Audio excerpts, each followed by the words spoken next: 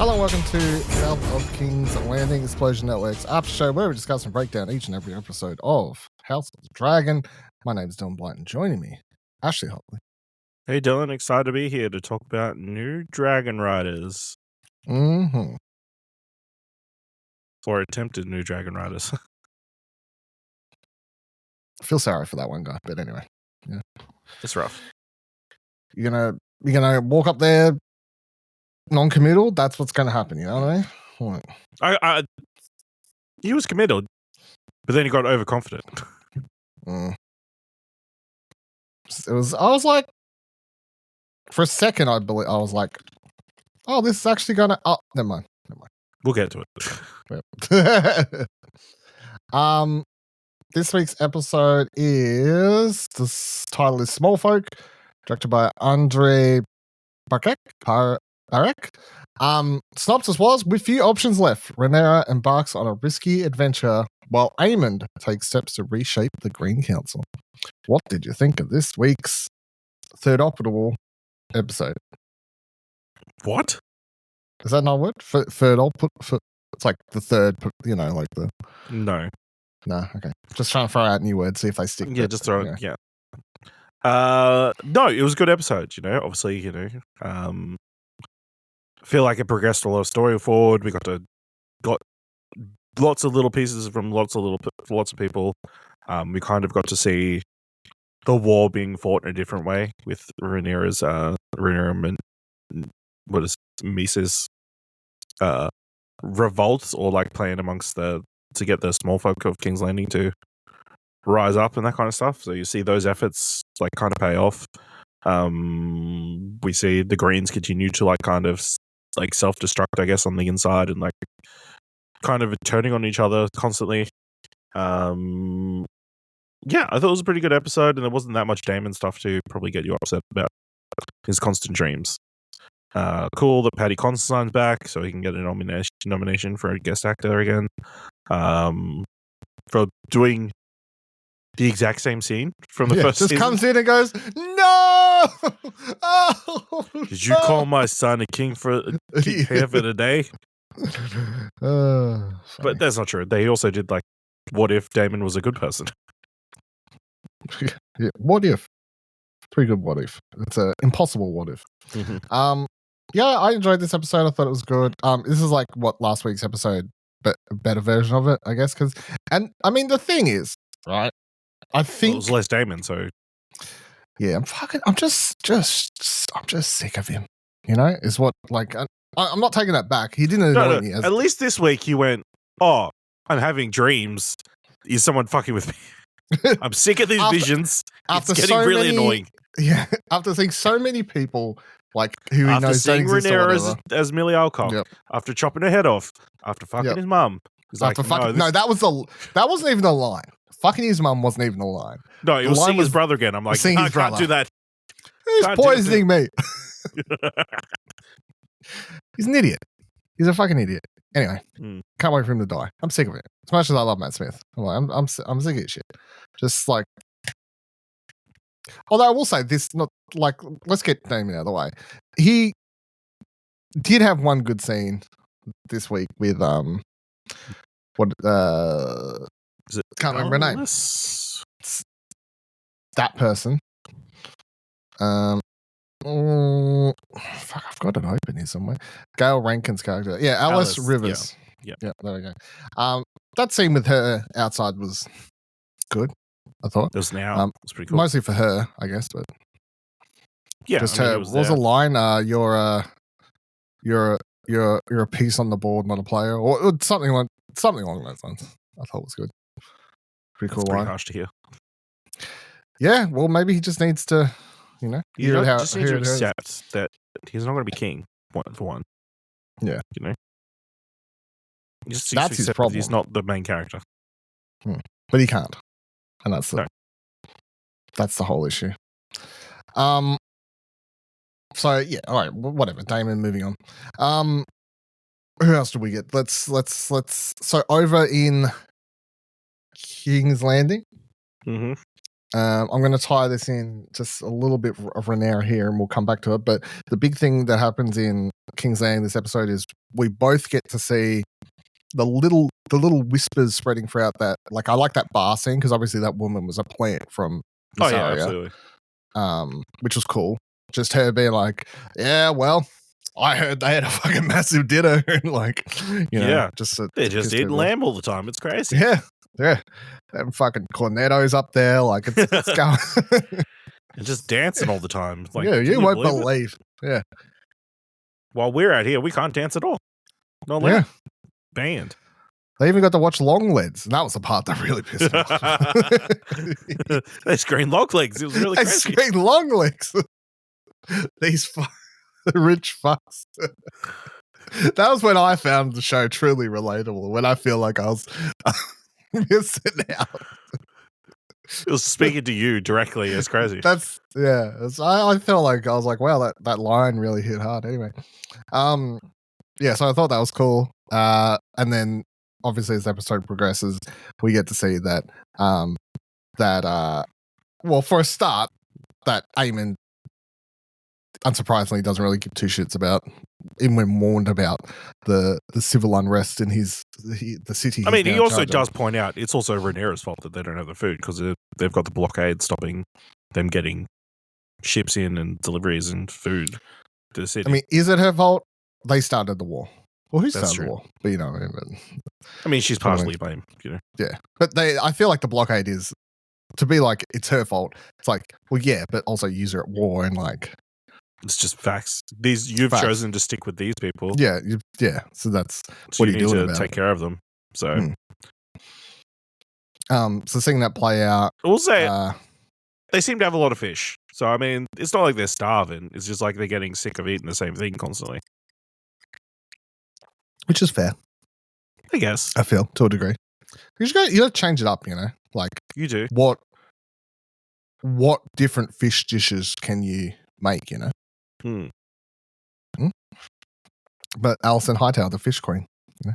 Oh yeah. So it all builds to this moment in the middle of the episode where, so Rhaenyra, by part of Mysaria, they do this plan to send, and I don't know how they really, whatever. I don't need to see how this happened, but I was like, how do you line that up? But nonetheless, they just pushed all these boats of food out. And I guess they had a ship out far enough, way outside. But how do you? I don't know. How do you guarantee the whole? I don't think there was no guarantee. The boats landed pretty far from King's Landing. Like they weren't close. It wasn't like they came up right to the gate. True. That fisherman dude, he could have like made a lot of money. Yeah. I mean, he couldn't. I mean, he couldn't carry like even the half of what was on that one ship. Yeah, let alone all of it. So it was like 3 other dudes there. They could have gotten away with one ship, I reckon, between all of them, let alone the 8 others or whatever that were in existence. But yeah, I mean that the civil unrest that causes the uprising, which we still don't see the end of, how it all plays out at the end of the episode, will be interesting because Alicent and Helena are at they go to the sept like she constantly does. Mm-hmm. I'm going to say someone who goes to pray that much has a guilty conscience. Oh yeah, absolutely.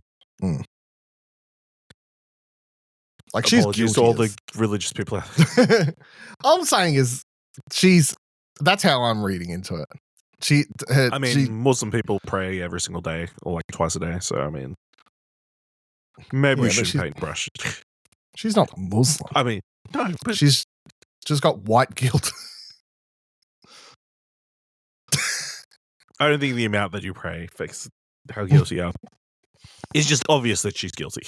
Yeah, she's trying to rid herself of sins. She's also trying to busy herself because old Aemond kicked her off the council and she's got nothing to do. So she had nothing to do before that. She had someone to do. Oh. Yeah. Oh. So fuckwit. Yep. But yeah, obviously that scene, like that was pretty scary. Like, and then her telling her her Night's Watch or Night's Guard to not keep your swords sheathed. Yeah. Pretty much stopping them from protecting themselves in any sort of way. That dude totally got stomped to death. Yeah, 100%. I mean, I know, like, the reason she said it was prior to that dude's hand getting cut off, which she didn't want to ante up the violence, but then he did it anyway. Well, they said it at the same time as he cut it, I guess, but it was a clean strike. Yeah, but it didn't help. Yeah, I mean, I think it's pretty cool, like, to see the way it all plays out. It's a smart way to go about it. I mean, it's not going to guarantee you any sort of victory in the war, but to get the people on your side, an attempt to get the people on your side against the crown. Yeah, it is. They're probably not going to get, because the royals are still relying on them for stuff, weapons and shit. So like old mate, old mate who full on decks a dude in the middle of the street, steals his food. Yeah. When they made it reasonably clear, there's a lot of food down, further down. But isn't his daughter dying or something? I don't know. I can't remember. She's sick, but still morals. Sick daughter, morals disappear. I guess so. I think that's how that works. But yeah, I mean that one person shouting out, like obviously they're all shouting out Queen Rhaenyra, and stuff like that. But the part where that one person shouts out, "Oh, she thinks of us even though she's not here," like just a testament to what they were trying to get out of this play, and obviously trying to endear herself to the local the people. Yeah. Which, and then when it cut back to Masira later, she does say that it worked to the extent of what they wanted. Like, they weren't expecting more than what they got, which is good.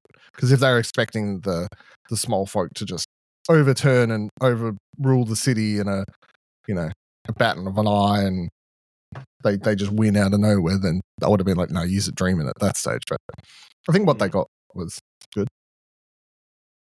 And then also in King's Landing, you have Aegon waking up, Aemond coming and being a fuckwit to him and being like, "What do you remember? Nothing. That's right. What was it again? Nothing. Correct, you little snitch." Yeah, here's a ball. And then, yeah, pretty much.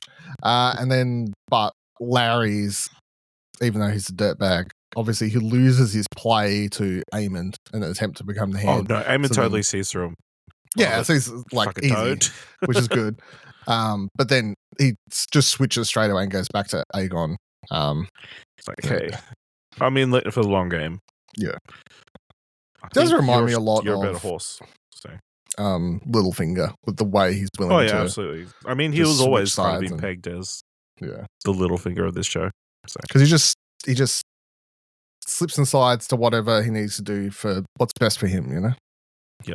Like, if Aemond had made him hand, he wouldn't be doing what he's doing. But because he didn't and fell straight through him and whatever, he's like, I'll go back to Aegon. Also pretty fucked up to tell him his life story and kind of scare him for just trying to survive. It's like... Because in my mind, Aegon seems like the kind of dude who would, if he can't live a normalist life, would probably take his own life. Probably, yeah. So, maybe not the smartest move. Like, yeah, I guess he's trying to, like, he's trying to sympathize with. Say. Also, trying to, I guess, stoke the maybe revenge against his brother, which may be the only thing that can keep him going. Yeah, pretty much. We do have that other scene also where Alicent talks to her brother and mentions her other child for the first time in what feels like forever. She talks to her brother, but what she really wanted was go talk to Collett. Yeah. But she just ends up talking to her brother. Yeah. And then it becomes this weird, awkward... Well, it starts off as like awkward small talk between siblings who aren't close. The stuff about her dad was like weird small talk. But then when she asked about her child... Yeah, that was very sweet. And I completely forgot that she obviously sent a kid away. Yeah, I kind of forgot until, like, at some point, I think around episode 1 or 2, I saw someone tweet out something and be like, I wonder if we'll ever find, like, cut away to that character. No, we've never cut away to that character. And in fact, that character has never been mentioned until, I believe, this episode. Yeah. Too young, Too young, yeah. If we do another time jump at some point, maybe. Or if they kill this kid, if they kill Aemond, I guess next in line. Aemond's dying. Hmm. I don't know how, but I'm presuming. I'm pretty sure all the dragons are going to merge together like the Megazord and take out Vega. Possibly. I just assume Aemond and Daemon go out in the Blaze of Glory. Blaze of Glory or something. Totally makes sense. Yeah. That's the current trajectory I foresee. I don't know. Where do you think Christian Hightower Cole is? can go as well? Oh no, being a little bitch. Because I get the impression that he would be like the first dude to come back to King's Landing as quick as possible. Yeah, I don't know. There's something weird about him not replying though. Yeah. Maybe he's been captured. Maybe he has been captured. That would make the most sense because Hightower's a nearish Riverlands or whatever. Yeah. Maybe one of the people captured him. Or something. Or maybe it's to a fight. Before I forget as well, we opened the episode with the fucking Lannisters marching into some random house and like making it their own or whatever. Even 200 years earlier, the Lannisters are pieces of shit. You know. But I mean, fucking lions. So yeah. But old mate's brother is asking for Aemond to be there. So okay, come fly here, please, and then we'll march. Yeah, we need a bodyguard. Yeah. Which Aemond spits about. Which fair enough. For one time, I'll agree with him. But I mean, Lannisters always pay the debts. I don't. Yeah, that's. And also, the shits. Have they said that in this show at all? No. Well, what debts have there been to repay? I don't know. It made me wonder when that like house motto starts. If it wasn't always a thing, when does it start? The Lannister on the small council is the Minister of Finance, so I'm sure it's been there for a while. Okay. Before I forget to mention her, as we start to go around the round table of dragons and characters and stuff like that. Yep. Rhaenyra, I think, the youngest one anyway. The one over in the one over Eyrie. Yep, Diary or whatever. Yeah. She obviously is getting a dragon. Is how I took. Oh no, they completely set it up. Yeah, foreshadowed. She's going to get a dragon. All that dragon's going to kill her. No, I reckon she gets either way. Yeah, it makes sense. So there's several funny things about this to me. That they never, her and the other kid, whatever his name is, they never noticed this giant burnt patch of grass when they were like just off from it, where obviously this dragon had burnt the fuck out of a bunch of sheep. Well, maybe it only just did it. Possibly, but I'm still like, I don't know. Come on, guys. Also, what a waste of sheep. Eat them. Like, what are you doing? And then, they just foreshadowed it entirely, I feel like, between her being super sad that she can't ride a dragon, or doesn't have one, and then B, she's like talking, has this line about, well, we can't pick our place in the like she's talking about, we can't all pick our place in these things and whatever else, fate and whatever else. Next second, dragon. Oh, who's that dragon? Oh, it's an untamed wild dragon. Crazy. So there's no way that you'll be able to tame it. Yeah. It's wild. Yeah. So that's their one. So they obviously need several dragon riders, but it's like, and this isn't, so how many dragons did they say in this episode? Three. They got 3, and then hers would be the 4th. So I'll end up with 4 new dragons. Ideally, is the thing. So she's going to ride the random unnamed one we don't know that's flying around. Apparently big, according to bitchy house mistress lady. A big dragon, which is good. And then obviously the big thing in this episode was that they try and get, was it smoke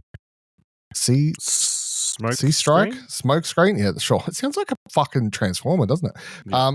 Smoke screen, yeah, that's it. They try to get old mate to jump on that, get smacked to death, obviously. Now, at the end of the episode, he chases after Adam of Hole. I had to look up the character's name, but yes. who's the brother of that other dude with Corley's bastard who we've been following for a lot of the episode. Well, I think season. this made it pretty clear they're both bastards of Corley's. 100%. They're both bastards of Corley's, which is still interesting that the dragon chases him down to like pick him, basically. Yeah. He's Valerian. He's not Targaryen, which is the interesting thing. Now, not to say that's like contradicting anything, but in fact, just Sarah's last week did say a thing about how all their beliefs are based on who can ride dragons is based on like this, but it could be wider. So, or it could just be the fact that its old master was his brother, right? No, his other son. No, was his brother or his son? Yes, it was his son. His son ran away. Yeah. Yes. So it could be that he was missing his like someone similar. So it's like, well, it's like, you like him. Yeah, maybe. I mean, maybe that's as simple as that is. So we'll see him come face to face, and I don't think in a confrontation way at all next week. Obviously, with Rhaenyra chasing off to meet him. I like the way the episode ended with her just being like, "Fuck it." I need to find out who this is. Yeah. And I'm also the show for the last several episodes has been Rhaenyra being like, man, no one let me do anything. And I honestly, after this episode, was getting to a point where I'm like, fuck, I'm sick of just scenes of Rhaenyra walking around in circles saying, no one lets me do anything. No, you know what I mean? I'm like, fuck's sake. Just like, I understand. I don't need any more scenes of her complaining. Do something about it. And then at the end of the episode, she jumps on a dragon finally. I was like, oh, good. Thank you. Go do something. Fucking hell. So then we got so that's one dragon field. Renee's going to jump on a random dragon, and then we need to find 2 more people to fill the other 2 dragons. I'm assuming one, I'm still going to say has to be old mate in the castle. I don't know how he gets there, but I don't know. I just feel like he's got the grey hair and everything. Maybe if Smokescreen or whatever the name is decide to go fly out and find somebody. Maybe the other 2 do. Like, we need to find our mask. Possibly. Then I don't know who the last person would be. I don't think. No. I don't know if I've got anyone to fill that role, but I'm excited to find out there. I don't know if that'll all happen in the next 2 episodes, but yeah, we shall see. What have I missed? So we have Rhaenyra after old mate gets killed. Full on slaps a dude, slaps the shit out of a dude. Yeah, it's my favorite moment. Is like, I think I've forgotten to make sure you Phoebe. Yeah. They do talk to her like... Well, like she says, they treat her like a mother or daughter. Yeah. You know, so... Yeah. The thing is, like, you wouldn't talk to her. If she was a male, if she was the king, they wouldn't talk to her like that. So... No. Yeah. So I appreciate that. And then, obviously, Rhaenyra and Mysaria end the episode by making out. Got sweet romance. Yep. Good for them. So, I went on social media for the episode and I saw a post. It's like, oh, this episode we got 2 new dragon riders. It's old mate, the bastard son, and the other one was Mysaria. I'm like, oh, what? This is a terrible spoiler. And then I watched the episode. Oh, okay, that's pretty funny. I like how the idea of you just seeing that and being like, man, I don't understand how Mysaria would ride a dragon and waiting the entire episode. Does she have like secret lineage? I watched that scene and she's like, oh, my father. It's like, oh, well, we're going to get a go. She's like, it's like, no, okay. And then they start making out like, oh, that's funny. But also, yeah, her backstory is pretty fucked up. It is fucked up. Yeah. I feel like I don't know, from Mysaria's point of view, I don't fully understand what she sees in Rhaenyra, like fully, like to the degree that she vows it. I don't know, she just sees someone who's truthful, I guess, as far as it needs to be. She sees someone who's no bullshit. Rhaenyra, I think, in that moment, like the feelings are just based entirely on having someone finally just be like, treating her like a person. Yeah, I believe you, and you. I mean, I don't think she cares if she's related to her or not. that is shown to be a non-issue, you know. Well, she's not going to make out with her son, is what I'm saying. Yeah, well, this time. There's always time. Anything else in this episode? Not that I can think of. We got to see an update with the dog. Dog gets pet. It's still alive, I guess. You know, he gave up on hanging out with the rat catcher dude. Good for dog. Yeah. Yeah, that's about it. Maybe he hit most of the beats. I mean, it kind of worked. Everything kind of seemed like a workout for Damon because the old Tully dude died. Now the new. Well, that's what she predicted. Like, hey, yeah, don't do anything for a few days. Yeah, it'll work out. Yeah, don't know if that means she poisoned him or. Well, she's a witch. Yeah, see the future. Oh, I love the. We saw a little baby dragon just chilling there. Yeah, cute with little the baby other baby dragon. kid. Just be like, yeah, let's play with these random Let's toys play with and these fucking stuff. rocks. This fucking dragon. Yeah. Very adorable. Yeah, that was cool. All right, that'll do it for this week's episode of South of the King's Landing. Of course, check out Explosion Network for all the other great shows, podcasts, news, reviews, fantastic fun times, and clicky things that you can click over there. We'll be back next week to discuss the penultimate episode of Season 2. That's right, there is only 2 more episodes left in House of the Dragon Season 2 before we probably have to wait 10 years for the 3rd season. Look forward to that. Yay! Until then, Council's over.